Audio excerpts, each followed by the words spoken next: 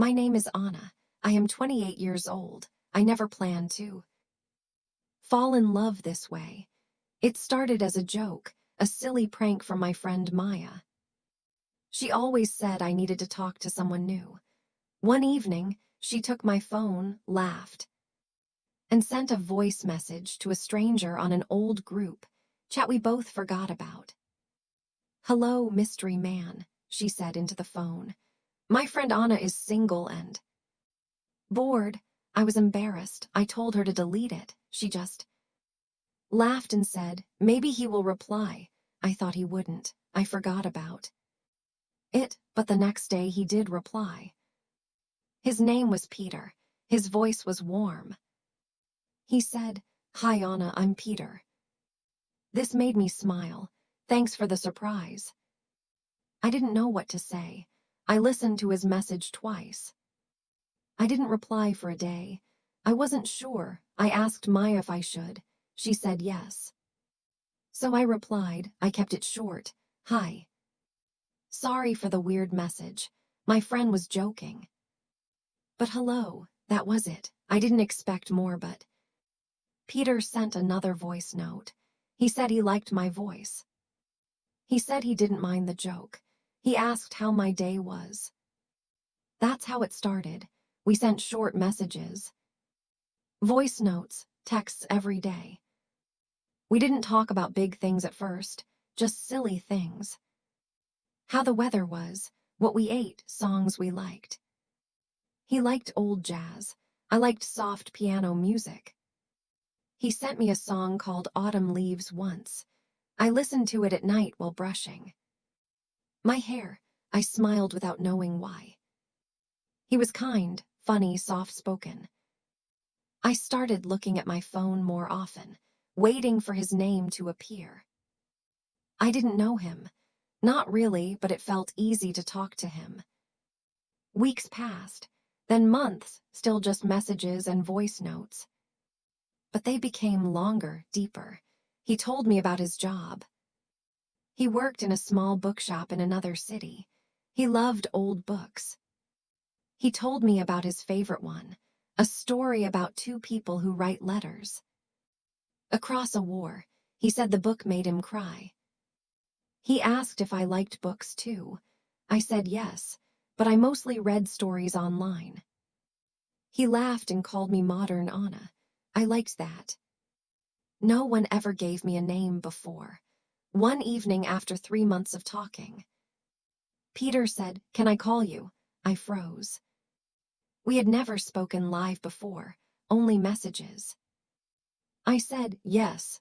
My heart was beating fast. I didn't even brush my hair. I just picked up the phone. His voice was clearer now, warmer. He said, "Hey." I said, "Hi." Then we both laughed.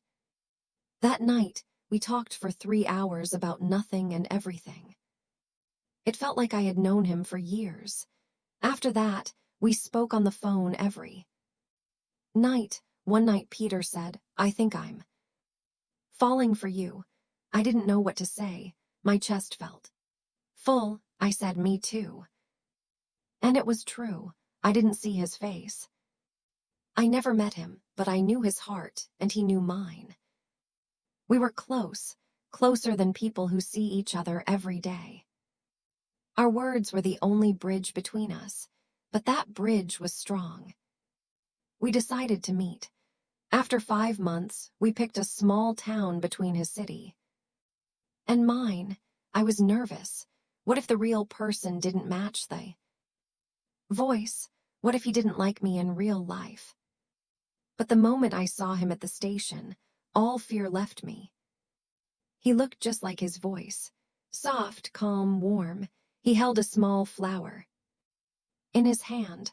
"For you," he said. "You're real." I whispered. He smiled. "So are you." We spent 2 days together. Walking, talking, sitting in cafes. We didn't need much, just time. He told me about his dreams. He wanted to write one day. I told him I used to write poems in school. He said, "I'd love to read them." That night in the small hotel room, We sat on the floor sharing music from our phones. We didn't kiss, we didn't touch. But it felt more intimate than anything I had known before. It felt like home. After the weekend, I cried on the train home. He texted me the whole way. "Don't cry," he said. "I'm still with you." And he was every day, until he wasn't. One day, Peter's messages stopped. First a few hours of silence. Then a full day, then two. I sent him messages. I called, nothing. I thought maybe something bad happened. I waited. My heart started to hurt. After 5 days. He sent one short message. "I'm sorry, Anna. I need to go away for a while. Please don't wait for me." That was all. I couldn't breathe. I didn't understand. Why? What happened? Was it me? Did I do something wrong? I didn't sleep that night. Or the night after. I kept checking my phone, hopping for a message. Nothing came. Maya told me to let him go. She said maybe he wasn't real, but I knew Peter was real. He was the most real thing in my life. Weeks passed, then months. I stopped talking about him, but he was always in my mind. Every voice note was still in my phone. I listened to them sometimes. I missed him. I missed how he said modern Anna. I missed how he laughed at his own jokes. I missed the way he made silence feel soft, not empty. I wrote him a letter even though I had nowhere to send it. I wrote, "I miss you.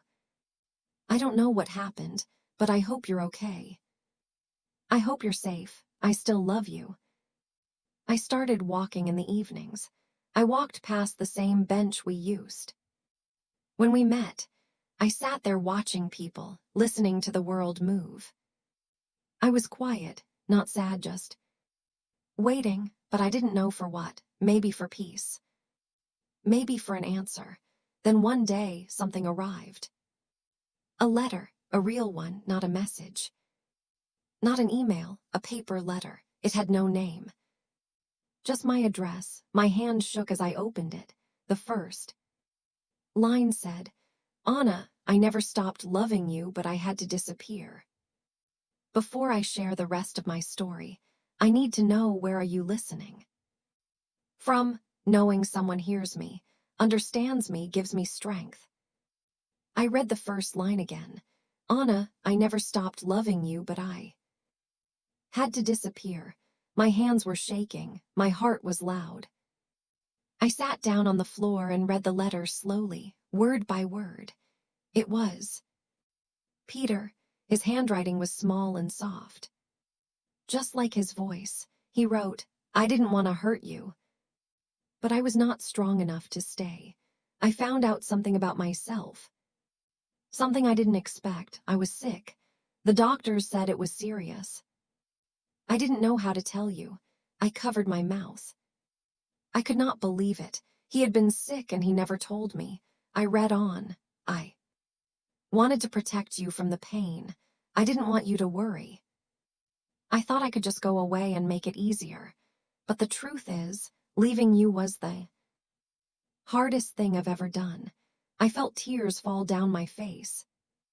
I read the next part out loud, like a whisper to myself. "I think about you every night. I still hear your voice.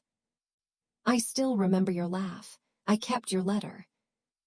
I read it too. Yes, I got it. Maya helped me find it. She's the reason I knew you were still waiting. I looked at the letter again. There were small watermarks on the paper. He had cried too. "I'm getting better," he wrote. "The treatment is working. Slowly, but it's working. I want to see you again. I don't know when. I don't even know if you want that. But I had to write to you, because love does not end like that. It stays." I held the letter to my chest. I didn't care about the time he was gone. I didn't care about the silence. I only cared that he was alive, and that he still loved me. I stood up and walked to the window. The world outside was the same. But something inside me had changed. Hope came back. I wrote him a letter the same night. I said, "Come back when you can. I'm still here. I'm not afraid." Days passed. I waited by the door like a child. Every knock, every footstep made me jump. I cleaned the house twice a day. I wanted everything to be perfect. I made tea for two even though I drank both cups. Maya came over often. She smiled but looked worried. "Don't hope too much," she said. "You've waited long enough." I just smiled. "I know, but love waits." One Sunday morning, I heard a soft knock. I froze. I knew that knock. I ran to the door. My hands were shaking. I opened it slowly. There he was. Peter, thinner, paler. But still him. His eyes were tired, but they were still warm. We didn't speak. We just looked at each other. Then I stepped forward and hugged him. He held me like he was afraid I would disappear. We stood like that for a long time. No words. Just breath. We sat on the sofa. He looked around the room and smiled. "It hasn't changed," he said. I looked at him. "You have," he nodded. "Yes." But something stayed. He looked at me when he said that. I made tea. He held the cup with both hands. "I missed your tea," he whispered. "I missed your voice," I whispered back. That evening, he told me everything about the night he found out, about the hospital visit, about the fear. He said he didn't want me to see him. Weak, he didn't want me to carry his pain. I told him, "You were never a burden. You were love." He held my hand. "I was scared," he said, "but now being without you scares me more." He stayed for 3 days. We talked, we laughed, sometimes we cried. He showed me the medicines he still had to take. He said, "I'm not fully okay." "But I'm better," I said. "Then that's enough." On the second night, I read him my old poems. He asked me to write a new one just for him. I said, "I already did. It was in my heart." He smiled. "Then read it." The morning he had to leave again, I walked with him to the station. He held my hand tightly. "I'll be back," he said. "Next time, not just for 3 days." I kissed his cheek. "I'll wait," I said. "No matter how long." He looked at me for a long time. "You are my home, Anna." After he left, I felt both full and empty. I had him again, but I also missed him more now because now I knew the truth. And I knew his time might not be easy. I wrote him every week. He replied when he could. The letters became our lifeline. In one of them he wrote, "Every time I feel tired, I think of your voice. It gives me strength." But life was not simple. After a few months, the letters stopped again. This time I didn't panic. I waited. I believed. And after 6 long weeks, I got another letter. This one was short. It said, "Treatment is hard. I'm weak, but don't worry. You gave me your heart, and I carry it every day." I knew then that love is not just about being near. It's about holding someone in your soul, even when they're far, even when they're silent. Peter became a part of my life in a quiet way, like a song that never leaves your mind. He wasn't beside me, but he was inside everything I did. One day, I went to the small bookshop in his town. I stood outside just to feel closer to him. The shop owner saw me and asked, "Are you Anna?" I was surprised. I said, "Yes." He smiled and handed me a small notebook. "Peter told me to give this to you if you ever came." My hand shook as I took it. It was a diary. Inside, it was filled with letters, and all written to me. Every page began with "Dear Anna." I sat on a bench and read for hours. Some letters were written when he was scared, some when he felt strong. some when he was in pain. But all of them had love. On the last page he wrote, "If you are reading this, then you came. You really came. Thank you. I love you more than words, more than poems, more than distance. And if I'm not there when you read this, please know I was yours completely." I closed the book. I didn't cry. I just held it to my chest. I whispered, "I love you too." I sat there until the sun went down. And in the silence, I felt him with me. I returned home with the notebook in my bag and Peter in my heart. The walk from the train station felt longer that day. The streets looked the same, but I was not the same. That notebook had changed something. I had touched his words, held his feelings in my hands, and though I didn't know what would come next, I felt closer to him than ever before. Every evening I read one letter from that book. I didn't rush. I wanted to feel every line, every word he had written for me. It was like hearing his voice again. He told me about the long nights in the hospital, about the nurses, the smell of medicine, the moments he felt strong, and the moments he almost gave up. He told me he thought of me when he was cold. He pictured me sitting by a window with tea. He wrote, "You are my light. When everything goes dark, I close my eyes and imagine your smile." Some days I laughed while reading. Other days I cried so hard I couldn't finish a page, but I always felt safe. His letters wrapped around me like a blanket. It became my routine. I woke up, I worked, I came home. I read one letter and I waited. I waited for another knock. A message, a call, anything. One day, weeks later, I got a call from a number I didn't know. My heart jumped. I answered. It wasn't Peter, it was his sister. Her voice was soft. "Anna," she asked. "Yes," I said. She paused. "Peter wanted me to call you." I sat down. She said, "He asked for you a lot. He held your notebook. He smiled when he looked at your photo." I closed my eyes. "Is he okay?" I asked. She didn't speak for a moment. "He passed away yesterday," she said. The room spun. My hands went cold. I felt like my body wasn't mine. "No," I whispered. "No, no, no." But she kept talking. She said he had been strong for so long. He had kept fighting. She said he had asked for me. Even in pain, he said my name.